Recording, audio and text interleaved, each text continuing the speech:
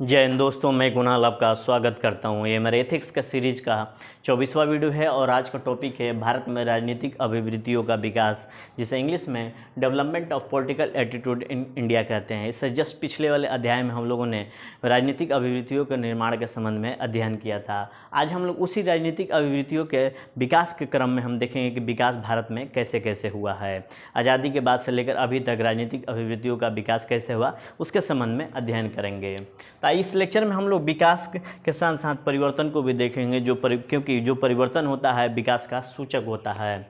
हम देखेंगे किस प्रकार से हमारे पॉलिटिकल एटीट्यूड यानी कि राजनीतिक अभिवृत्तियों में बदलाव आया है, और ये जो बदलाव आया है, ये जो परिवर्तन आया है, हम लोग सामूहिक स्तर पर देखेंगे, ना कि व्यक्तिगत स्तर पर।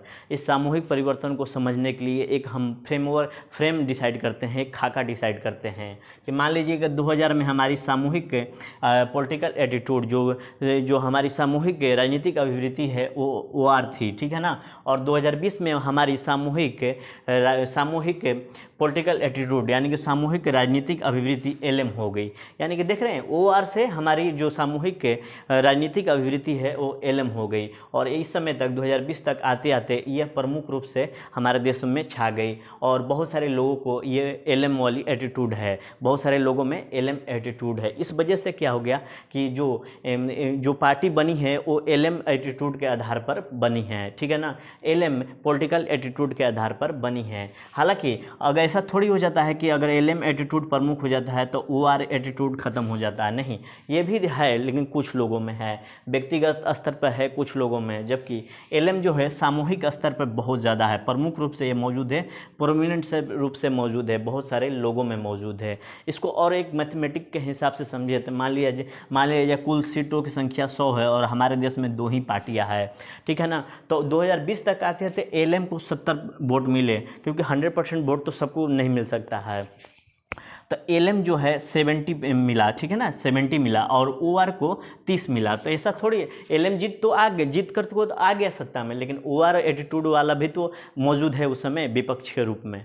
तो इस तरह से हम समझेंगे कि सामूहिक परिवर्तन होता है, लेकिन सामूहिक परिवर्तन के साथ साथ पिछला वाला जो एटीट्यूड है पूरी तरह से खत्म नहीं होता है। तो उसी को हम लोग आज जानने का प्रयास करेंगे।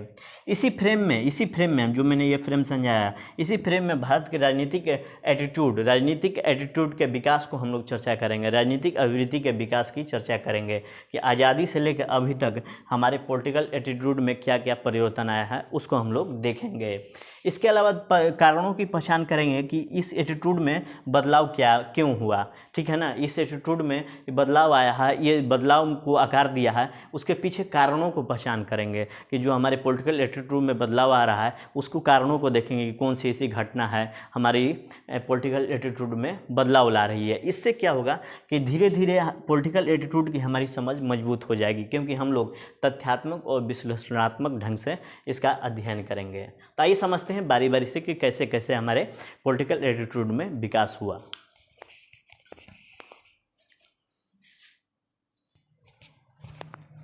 आइए देखते हैं कि हमारे देश में राजनीतिक अभिवृत्तियों का विकास कैसे हुआ। इसकी शुरुआत हम लोग प्राचीन काल से करते हैं, ठीक है। अगर हम प्राचीन और मध्यकालीन भारत की बात करें तो उस समय राजनीति थी, ठीक है ना, हर समय राजनीति मौजूद रही है, लेकिन पॉलिटिकल एटीट्यूड नहीं था। जैसे कि हम देखेंगे आगे चल के राज्य अस्तित्व में आते हैं, तो जब राज्य अस्तित्व में आते हैं तो पॉलिटिकल एटीट्यूड यानी कि राजनीतिक अभिवृत्ति भी अस्तित्व में आ जाती है। लेकिन प्राचीन और मध्यकाल में उस समय तो राजनीति तो थी, हर समय राजनीति मौजूद रही है, क्योंकि राजनीति में राज्य करने वाला वर्ग मौजूद था, राजा था, उच्च वर्ग था, लेकिन राजनीतिक एटीट्यूड नहीं थे, उस तरह से नहीं थे जिसकी चर्चा हम लोग इस लेक्चर में करेंगे, ठीक है ना। राजनीतिक एटीट्यूड थोड़ी बहुत तो थी, लेकिन उस तरह से नहीं थी जिसका हम लोग इस लेक्चर में उसकी चर्चा करेंगे। तो राज्य जैसे ही अस्तित्व में आते हैं राजनीतिक अभिवृत्ति अस्तित्व में आ जाती है। इसके बाद अगर हम प्राचीन और मध्यकाल से आगे बढ़ते हैं तो इसके बाद हम लोग आधुनिक भारत में प्रवेश करते हैं, और यहीं से पॉलिटिकल एटीट्यूड की शुरुआत हो जाती है, यानी यहीं से पॉलिटिकल एटीट्यूड उत्पन्न होती है, विकसित होती है, या उसका जन्म होता है। तो किसके कारण इस चीज़ का जन्म होता है, पॉलिटिकल एटीट्यूड का जन्म होता है। जैसे ही अंग्रेज भारत में आते हैं उसी तरह पॉलिटिकल एटीट्यूड का जन्म नहीं हो जाता है। जब अंग्रेजों ने अपना शासन भारत में स्थापित किया उस समय से पॉलिटिकल एटीट्यूड एटीट्यूड का जन्म होता है। तो यानी कि अंग्रेज़ों के शासन से पॉलिटिकल एटीट्यूड जो आज डेवलप हो रहे हैं, आज डेवलप हो चुके हैं, उसकी शुरुआत उस समय हो चुकी थी। क्योंकि प्राचीन और मध्यकाल में शासन तो था लेकिन पॉलिटिकल एटीट्यूड नहीं थे। इसलिए हम कह रहे हैं कि आधुनिक भारत में जब हम प्रवेश करते हैं और अंग्रेज़ों का शासन स्थापित होता है तो पॉलिटिकल एटीट्यूड अस्तित्व में आते हैं, पॉलिटिकल एटीट्यूड की शुरुआत होती है, पॉलिटिकल एटीट्यूड का जन्म होता है, विकास होता है, ये उत्पन्न होते हैं। ठीक है, अब देखिए कि आधुनिक भारत में ही ये पॉलिटिकल एटीट्यूड जन्म क्यों लिए, कारण क्या था, क्या कारण था कि आधुनिक भारत में जब हम लोग प्रवेश करते हैं और अंग्रेज़ों का शासन आता है तो पॉलिटिकल एटीट्यूड का जन्म होता है। इसके पीछे कारण क्या था कि भारत की जो भी मूलभूत प्रणाली थी, उसमें अंग्रेज़ों ने बहुत ज़्यादा परिवर्तन लाया था। ठीक है ना, जिसका भारतीय जनमानस पर सकारात्मक और नकारात्मक प्रभाव दोनों पड़े। ठीक है ना, भारतीय जनमानस पर सकारात्मक और नकारात्मक प्रभाव दोनों पड़े और कुछ भारतीय तबका समर्थन में आया, कुछ भारतीय तबका विरोध में आया। भारतीयों का एक वर्ग अंग्रेजी के शासन का पक्षधर था, क्योंकि ये कहते थे कि अंग्रेज हमारा आधुनिकीकरण कर रहे हैं, और अंग्रेज भी कहा करते थे कि हम भारतीयों को सभ्य एवं शिक्षित करने आए हैं, ये हमारा दायित्व है, व्हाइट मैन बर्डन थ्योरी। ठीक है, उसके बाद देखते हैं कि अंग्रेज़ों ने हमारे राजतंत्र को ख़त्म कर दिया। अब पॉलिटिकल एटीट्यूड का जन्म लेने के पीछे क्या कारण था कि अंग्रेज़ों ने हमारी जो मूलभूत प्रणाली थी उसमें बहुत ज़्यादा परिवर्तन लाया, और परिवर्तन लाते हुए क्या किया कि पहले हमारे राजतंत्र को पूरी तरह ख़त्म कर दिया। ठीक है, और उसके बाद नई शासन की शुरुआत की, उसमें विधि के समक्ष समानता मौजूद, विधि के समक्ष समानता, जैसे कि राजतंत्र में होता था उच्च वर्ग, मध्य वर्ग, निम्न वर्ग, धर्म पर आधारित शासन हुआ करता था। ठीक है ना, उसके आधार पर उनको सज़ा दी जाती थी। ठीक है, तो इस चीज़ को ख़त्म करके विधि के समक्ष समानता लाया गया। उसके बाद देखेंगे व्यक्ति को स्वतंत्रता प्रदान की गई, जिसके रूप में हम देखेंगे फंडामेंटल राइट आता है। ठीक है ना, फंडामेंटल मौलिक अधिकार आता है, व्यक्तियों के कुछ मौलिक अधिकार होते हैं, व्यक्तियों को मानसिक स्वतंत्रता दी गई और इनको कहा गया कि आपको जीने का अधिकार है। उसके बाद लोकतंत्र अस्तित्व में आता है। लोकतंत्र अस्तित्व में आने का मतलब ये कि पॉलिटिकल एटीट्यूड अस्तित्व में आ गया। तो यही कारण थे कि अंग्रेज़ों के शासन से भारत में पॉलिटिकल एटीट्यूड की शुरुआत होती है। इसके बाद देखते हैं कि बहुत सारे भारतीय इंग्लैंड गए और देखिए कि वहाँ पर नागरिकों को कितनी स्वतंत्रता प्रदान है, वहाँ के सामाजिक स्ट्रक्चर, पॉलिटिकल स्ट्रक्चर को देखते हैं, तो उस वजह से भी भारतीयों में पॉलिटिकल एटीट्यूड का निर्माण होने लगा था। उसके बाद देखेंगे अंग्रेज़ों ने प्रशासन की नई पद्धति विकसित की, जिसे हम लोग आधुनिक प्रशासन कहते हैं। ठीक है ना, जिसके अंतर्गत हम देखेंगे कि भारतीयों को इससे नई शासन पद्धति से, नई पद्धति जो विकसित हुई, इससे भारतीयों में नई दृष्टि आई और लोकतंत्र के प्रति आस्था उत्पन्न हुआ। इसके पीछे कारण क्या रहा कि भारतीयों को मॉडर्न एजुकेशन, आधुनिक शिक्षा दी जाने लगी, रीति रिवाजों को धीरे धीरे ख़त्म किया जाने लगा और इसके विरुद्ध कानून बनाया जाने लगा। ठीक है ना, जो बैड इविल्स थे, बैड समाज के जो बैड सिंह थी, गंदी चीज़ें थी, उसको ख़त्म करके उसको ख़त्म करने के लिए कानून बनाया जाने लगा। न्यायालय और पुलिस एक जैसी, पूरे देश में न्यायालय और पुलिस व्यवस्था की गई। इससे क्या हुआ, एक जैसी व्यवस्था स्थापित होने से इसके माध्यम से लोगों में आधुनिक चेतना पैदा हुई और लोगों में साहस उत्पन्न हुआ कि हम सब बराबर हैं, चाहे शासक हो, चाहे शासित हो, चाहे राजा हो, चाहे प्रजा हो। तो इस तरह से पॉलिटिकल एटीट्यूड का डेवलपमेंट होते चला गया। ठीक है, आगे और देखते हैं।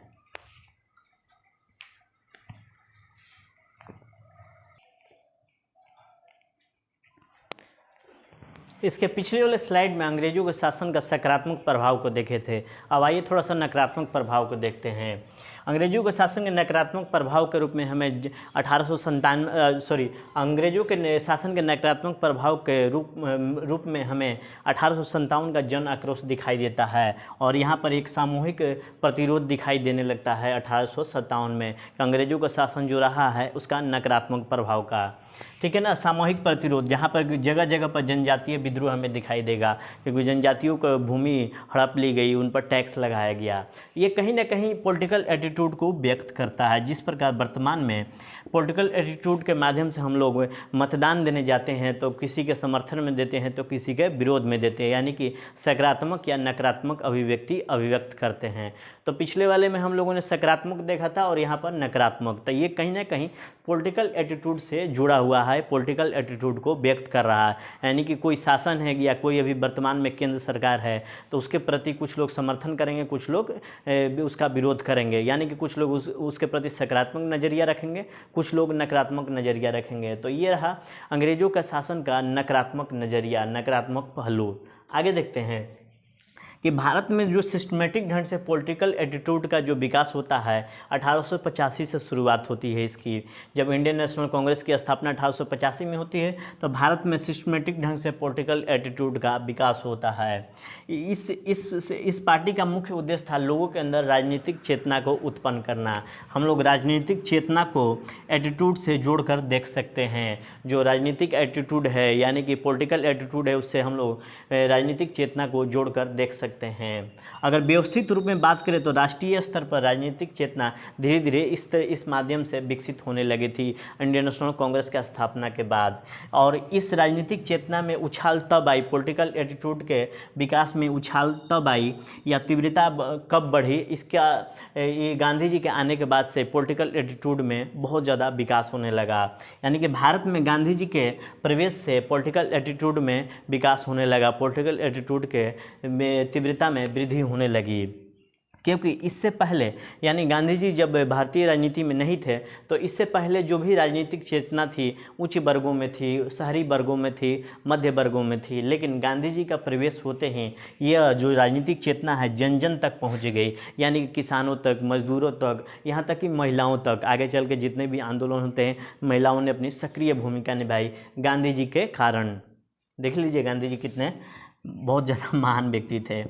कुछ घटनाओं या आंदोलनों ने हमारे पॉलिटिकल एटीट्यूड में बहुत तेज़ी से उछाल लाया। जो भी बहुत सारी कुछ घटनाएं होती है या कुछ आंदोलन हुए मतलब 1885 से 1947 से पहले जो भी आंदोलन या कुछ घटनाएं जो है हमारे पॉलिटिकल एटीट्यूड में बहुत ज़्यादा उछाल लाया। जैसे कि 1905 में बंगाल विभाजन हुआ और पूरे देश में आंदोलन छिड़ गया। इससे हमारे जो जन जन में जो लोग थे वो क्रांति करने के लिए तैयार हो गए थे।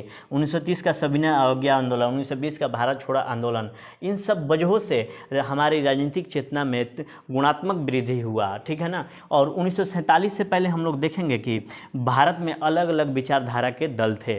ये तो हमारी घटनाओं और आंदोलनों ने हमारी राजनीतिक चेतना में उछाल लाया। और लेकिन हम देखेंगे 1947 से पहले भारत में अलग अलग विचारधारा के दल थे, आज भी मौजूद हैं। उस समय कांग्रेस प्रमुख रूप से थी और मुस्लिमों का जो नेतृत्व मुस्लिम लीग संभालती थी वो भी मौजूद थी।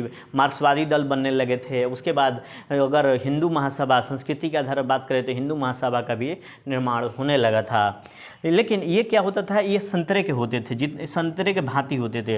ये जितने भी दल थे संतरे के माफिक थे। संतरा कैसे होता है, ऊपर से दिखने में एक जैसा लगता है लेकिन उसके अलग अलग फाँक होते हैं। यानी कि ये राजनीतिक दल अलग अलग फाँक के रूप में मौजूद थे लेकिन ऊपर से दिखने में एक थे।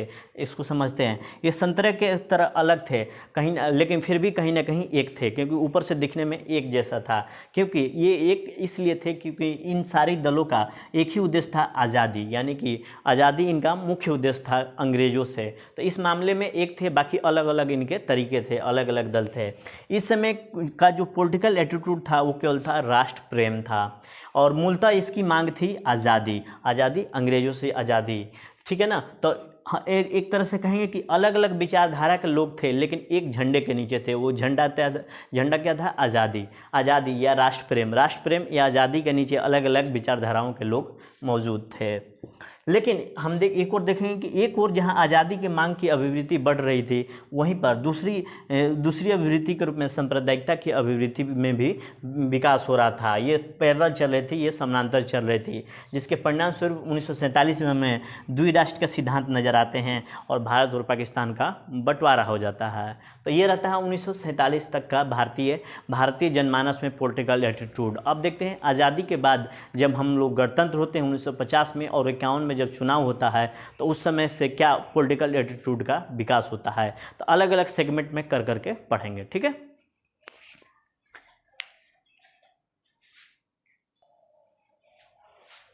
आज़ादी के बाद हम लोगों ने लोकतंत्र की स्थापना की। अपने देश में आज़ादी के बाद लोकतंत्र की स्थापना हुई। यहाँ से हम लोग पूर्ण रूपेण सिस्टमेटिक ढंग से पॉलिटिकल एटीट्यूड का निर्माण होता है, जिसके परिणाम स्वरूप हमें दिखाई देगा कि लोकतंत्र की स्थापना के बाद, क्योंकि लोकतंत्र में चुनाव होता है तो 1951 में पहला चुनाव होता है।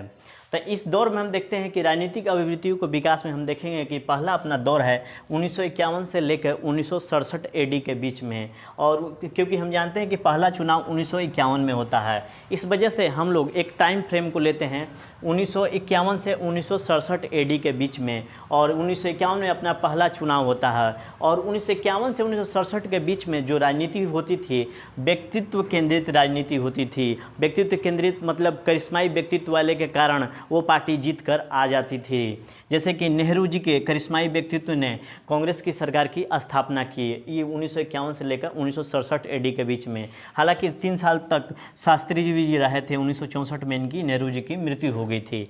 इसलिए 1951 से 1967 एडी के बीच में व्यक्तित्व केंद्रित राजनीति का काल था। यानी कि 1951 से 1967 एडी के बीच में व्यक्तित्व केंद्रित राजनीति का काल था, जिसमें नेहरू और शास्त्री जी प्रमुख रूप में से मौजूद हमें दिखाई देते हैं। इस समय एक ही पार्टी की सत्ता थी सेंटर और स्टेट में। ऐसा क्या कारण था कि सेंटर और स्टेट में एक ही पार्टी की सत्ता थी? ऐसा कौन सा पॉलिटिकल एटीट्यूड था जिसकी वजह से सेंटर और स्टेट में एक ही पार्टी की सत्ता थी? अन्य पार्टियां उसमें मौजूद थी, लेकिन सेंटर और स्टेट में कांग्रेस की ही सरकार थी। क्योंकि सभी नेता कांग्रेस में जो शामिल थे, सभी नेता स्वतंत्रता आंदोलन से आए हुए थे। इनके आदर्श बहुत अच्छे थे, इनमें त्याग की भावना थी। जनता के मन में नेताओं के प्रति सम्मान का भाव था। और नेहरू जी जो पीएम बने थे, इनका व्यक्तित्व विराट और विशाल था, लोग इनसे प्यार करते थे। इसके अलावा देखें तो कांग्रेस ने जो प्रत्याशी खड़े किए थे, सामंतों और राजाओं को खड़े किए। सामंतों और राजाओं को महत्व दिया, जिनका जनता पर दबदबा था। जनता इनके प्रति निष्ठा की भावना रखती थी। इस वजह से जब मतदान हुए तो कांग्रेस पार्टी को समर्थन मिला और कांग्रेस जीत गई। इसी वजह से कांग्रेस के पक्ष में पॉलिटिकल एटीट्यूड का निर्माण हुआ 1951 से 1967 एडी के बीच में। फिर अगला टाइम फ्रेम देखते हैं 1967 के बाद।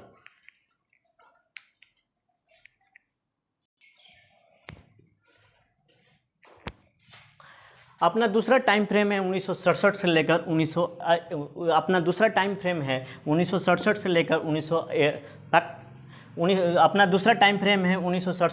1980 एडी के बीच में। इस दौरान भी जो पॉलिटिकल एटीट्यूड था, व्यक्तित्व केंद्रित था। इस समय भी व्यक्तित्व केंद्रित राजनीति होती थी। अगर मुख्य रूप से माने तो 1967 से 1977 के बीच में इंदिरा गांधी प्रधानमंत्री थी। इसलिए मैं इस टाइम फ्रेम को भी व्यक्तित्व केंद्रित राजनीति कह रहा हूँ। इस कारण देखेंगे कि इस दौरान 1967 के दौरान कांग्रेस का विभाजन हो जाता है और मोरारजी देसाई जो बड़े नेता थे, वो कांग्रेस से अलग होकर सिंडिकेट कांग्रेस का निर्माण कर दिया जाता है। कांग्रेस के विभाजन से कांग्रेस कमज़ोर होगी। इस वजह से देखेंगे कि पहली बार कुछ राज्यों में गैर कांग्रेसी सरकार बनी, जिसमें तमिलनाडु, वेस्ट बंगाल और केरल प्रमुख है। इस समय यहाँ के लोगों को लगने लगा कि कांग्रेस के अलावा अन्य पार्टियाँ भी हमारा कल्याण कर सकती है। तो यहाँ देखिए कि पॉलिटिकल एटीट्यूड में कांग्रेस से हटकर अन्य पार्टियों की ओर शिफ्ट हो गई। जो पॉलिटिकल एटीट्यूड था कांग्रेस से हटकर दूसरी पार्टियों की तरफ शिफ्ट हो गई।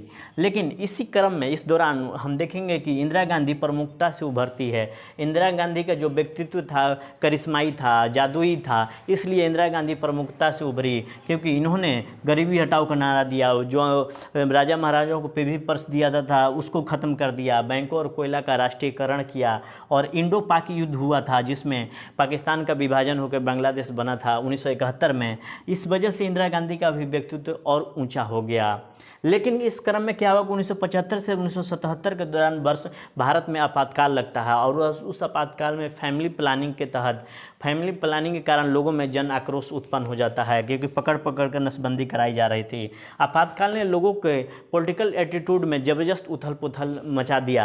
आपातकाल ने लोगों के पॉलिटिकल एटीट्यूड में ज़बरदस्त परिवर्तन लाया और इस वजह से देखेंगे कि सत्ता में परिवर्तन आता है। और पहली बार 1977 से 1980 के बीच में केंद्र में, राज्यों में तो बन चुका था पहले, केंद्र में पहली बार गैर कांग्रेसी सरकार बनी। और गैर कांग्रेसी सरकार में हम देखेंगे कांग्रेस की हार होती है और इंदिरा गांधी भी चुनाव हार जाती है। तो ये रहा 1967 से 1980 का टाइम फ्रेम। आगे देखते हैं।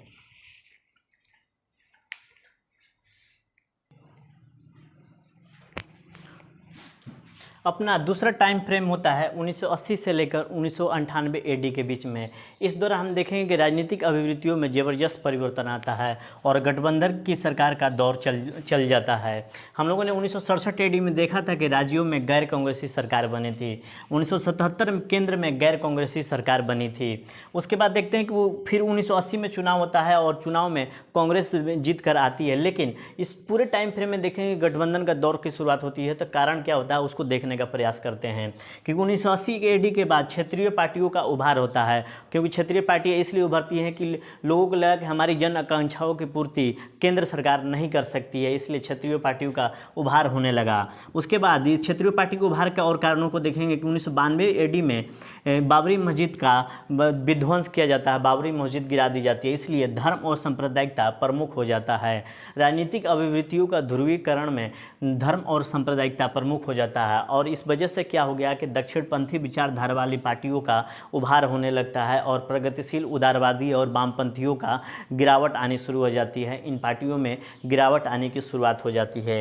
आप देखेंगे कि बाबरी मस्जिद के विध्वंस के बाद राजनीतिक अभिवृत्तियों में धर्म और संप्रदाय प्रमुख हो जाता है। इसका असर क्षेत्रीय पार्टियों पर भी पड़ा और कांग्रेस का क्षेत्रों में राज्यों में पकड़ कमज़ोर हो गया और यहाँ से गठबंधन की सरकार की शुरुआत हो जाती है। इस वजह से देखेंगे कि राज्यों में जाति आधारित पार्टियां बनने लगती है, जिसके परिणाम स्वरूप हमें समाजवादी पार्टी, बहुजन समाजवादी पार्टी, राजद और जदयू का निर्माण होता है और इनका आधार होता है कि जो जातियां अतीत काल से शोषित होती हैं उनको आधार बनाकर, उनको मेन फ्रेम में लाने को आधार बनाकर इन पार्टियों का निर्माण होता है।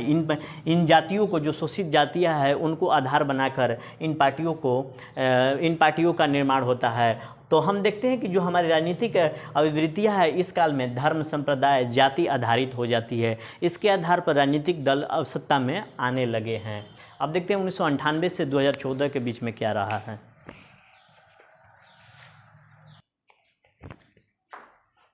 1998 से 2014 AD के बीच में राजनीतिक अभिवृत्तियों को देखें तो इसके मुख्य के केंद्र में था, राजनीति के मुख्य के केंद्र में था भ्रष्टाचार को ख़त्म करना और विकास को बढ़ावा देना। ये मुख्य मुद्दा था और इस दौरान भी गठबंधन की सरकार बनी रही। हम देखते हैं कि 1991 में LPG रिफॉर्म आता है, जिसे हम लोग आर्थिक उदारीकरण कहते हैं और आर्थिक उदारीकरण का इतना ज़्यादा प्रभाव हुआ कि लोगों को रोजगार के अवसर मिलने लगे, लोगों में शिक्षा का विस्तार होने लगा, लोग विदेश जाकर शिक्षा प्राप्त करने लगे, लोग विदेशी यात्रा करने लगे और उस समय इस दौरान IT क्रांति का विकास हुआ, IT क्रांति हुई। इस वजह से क्या हुआ कि जो मध्यम वर्ग था, मध्यम वर्ग पर सकारात्मक प्रभाव पड़ता है, मध्यम वर्ग शिक्षित होता है, मध्यम वर्ग के बच्चों को रोजगार मिलता है। इस वजह से क्या हुआ कि मध्यम वर्ग प्रभावशाली हो गया, जिसका प्रभाव हमें राजनीति में भी दिखाई देता है। भारतीय राजनीति में मध्यम वर्ग प्रभावशाली होते चला गया। इस दौरान हम बात करें तो युवाओं का 1998 से 2014 के बीच में युवा वर्ग भी बहुत ज़्यादा विकसित होने लगा। युवा वर्ग धर्म, जाति और संप्रदाय से मुक्त होने लगा और वो पूरी दुनिया को उसके सामने थी और पूरी दुनिया को वो देखने लगा। उसका धर्म, जाति और संप्रदाय से मोह खत्म होने लगा था धीरे धीरे, उसी प्रकार जिस प्रकार मध्यम वर्ग का होने लगा था। इस दौरान हम देखेंगे कि बहुत सारे जो भ्रष्टाचार हुए थे उसके खिलाफ आंदोलन होता है। हम अन्ना हजारे के नेतृत्व में आंदोलन को देखते हैं, जिससे आम आदमी पार्टी का उभार होता है। ठीक है ना, आम आदमी पार्टी का उभार होता है। आम आदमी पार्टी का उभार भ्रष्टाचार के आंदोलन की ही देन है। हम देखते हैं कि उदारीकरण के बाद कुछ राज्यों की आर्थिक स्थिति बहुत बेहतर हो जाती है और अन्य राज्य भी इसको देख रहे होते हैं कि हमें भी अपना आर्थिक उदारीकरण करना है, हमें भी अपना आर्थिक रूप से सशक्त बनना है। अब धीरे धीरे क्या हो गया कि जो मुद्दा था धर्म, जाति और संप्रदाय, उससे लोग मुक्त होकर उसके मुद्दे के केंद्र में विकास हो गया, यानी कि विकास केंद्र में बन गया कि केंद्र जो भी चुनाव का आधार होगा वो विकास होगा। पुराने जो मुद्दे थे धर्म, जाति, भाषा, क्षेत्र, ये कमज़ोर पड़ने लगे, ख़त्म तो नहीं हुए, ये कमज़ोर पड़ने लगे और केंद्र में विकास आ गया। इसके बाद देखेंगे कि बहुत ज़्यादा परिवर्तन तो नहीं दिखाई देता है इस दौरान। 2014 के बाद ये परिवर्तन दिखाई देगा, क्योंकि इस दौरान बहुत ज़्यादा परिवर्तन नहीं हुआ, लेकिन परिवर्तन जो था गर्भ में पलने लगा था। परिवर्तन की ललक लोगों में सुलग रही थी और राज्यों का विकास हो रहा था। युवा वर्ग पढ़ लिख कर धर्म, जाति, भाषा, क्षेत्र से मुक्त हो रहा था। ठीक है, धर्म, जाति, भाषा, क्षेत्र से मुक्त हो रहा था और ये जितने भी तत्व थे, धर्म, जाति, भाषा, ये कमज़ोर पड़ने लगे थे। इसलिए हम दिखाई देता है इसका सारा का सारा परिवर्तन का प्रभाव हमें 2014 के चुनाव में दिखाई देता है। और 2014 के चुनाव का नारा था सबका साथ सबका विकास, यानी कि यहाँ पर किसी जाति, भाषा, धर्म का विकास नहीं होगा, सबका विकास होगा, यानी कि लोकतंत्र का विकास होगा। ये रहा 1998 से 2014 के बीच में जो राजनीतिक अभिवृत्तियाँ थी, जहाँ पर गठबंधन की सरकार बनी। ठीक है, आगे देखते हैं।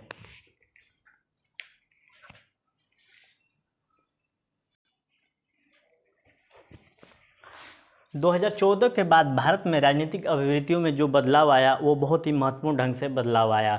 2014 के बाद देखते हैं कि राजनीतिक अभिवृत्तियाँ किस पर आधारित थी। ये भी इस समय तक आते आते 2014 में भी गठबंधन की सरकार बनी रही और व्यक्तित्व केंद्रित राजनीति का थोड़ा बहुत असर रहा, लेकिन सबसे बड़ी बात रही कि सबका साथ सबका विकास का जो नारा दिया गया था, सच्चे लोकतंत्र का नारा दिया गया था, ये प्रमुखता से उभरी है। नई राजनीतिक अभिवृत्तियों का विकास हुआ, जिसके अंतर्गत हम देखेंगे सबका साथ सबका विकास होता है। इसने भारतीय जनमानस को झकझोर कर प्रभावित किया। अब धर्म, जाति, भाषा, क्षेत्र के नाम पर चुनाव नहीं लड़ा जा रहा है। अब चुनाव के केंद्र में विकास है। और अब देखेंगे कि जो राजनीतिक अभिवृत्तियाँ है, परंपरागत चीज़ों, धर्म, जाति, भाषा, क्षेत्र से मुक्त होकर मुक्त हो गई है और इससे प्रभावित नहीं हो रही है। थोड़ी बहुत तो हो रही है, पूरी तरह ख़त्म नहीं हुई है, लेकिन प्रभावित अब इससे नहीं हो रही है। इसके केंद्र में विकास हो गया है। परमार के तौर पे देखें तो दिल्ली में आम आदमी पार्टी का विकास निर्माण पे पॉलिटिकल एटीट्यूड में बदलाव के कारण ही हुआ, जिसके केंद्र में विकास रहा है, जो कि यथार्थवादी राजनीति करने का वादा किया है। ये अपने वादे में कितना सफल है, आप लोग निर्णय लें। इसके बाद देखेंगे कि वोटिंग परसेंटेज में वृद्धि हुई। जहां 50% की वोटिंग होती थी, अब 60 से 65-70 के बीच में होने लगी है। लोग अपने राजनीतिक दायित्व को समझने लगे हैं और 1998 के बाद सोशल मीडिया ने इसमें बहुत बड़ी भूमिका निभाई है। जैसे कि भारत में अन्य घटनाएं होती है, जैसे निर्भया कांड, वहां पर सोशल मीडिया के माध्यम से सामूहिक आंदोलन किया गया और ज़मीनी स्तर पर यह आंदोलन को उतारा गया। तो लोग समझ गए कि सामूहिक चीज़ों में बहुत बड़ी शक्ति है। इसलिए कोई भी काम को करवाना है या करना है या कोई कदम उठाना है तो सामूहिक संघर्ष के माध्यम से कदम को उठाया जा सकता है। इसलिए अब पॉलिटिकल एटीट्यूड यथार्थवादी स्वरूप ग्रहण करने लगी है और व्यक्तिगत स्तर से ये ऊपर उठ गई है। व्यक्तिगत स्तर के अंतर्गत धर्म, जाति, भाषा, क्षेत्र के नाम पर जो आस्था थी वो वहाँ से उठकर सामूहिक आस्था यानी कि विकास की मार्ग पर चल पड़ी है और ये जो व्यक्तिगत आस्था थी सामूहिक आस्था का रूप ग्रहण कर ली है। अब गठबंधन की सरकार में वृद्धि होगा क्योंकि लोग सचेत हो गए हैं और एक पार्टियां केवल जाति, धर्म और भाषा के नाम पर जो जीती थी, अब जो भी पार्टियां हैं वो विकास के नाम पे जीतेंगी। इसलिए गठबंधन की सरकार में वृद्धि होगा। ठीक है ना। तो ये रहा अपना 2014 के बाद से राजनीतिक अभिवृत्तियों में जो परिवर्तन आया उसको हम लोग देखें। तो ये रहा अपना भारत में राजनीतिक अभिवृत्तियों का विकास। और अब अपना जो एटीट्यूड का टॉपिक है, अभिवृत्ति का टॉपिक है, वो यहीं पर समाप्त होता है। कल से हम लोग एप्टीट्यूड का टॉपिक का अध्ययन करेंगे, जिसे इंग्लिश में अभिरुचि कहते हैं, जिसे एप्टीट्यूड को अभिक्षमता भी कहते हैं। ये हम लोग कल से देखेंगे। अभिरुचि को हम लोग कल से देखेंगे, एप्टीट्यूड को कल से देखेंगे। ठीक है, आज भर के लिए इतना ही। आपके सभी के लिए धन्यवाद। नमस्कार, जय हिंद।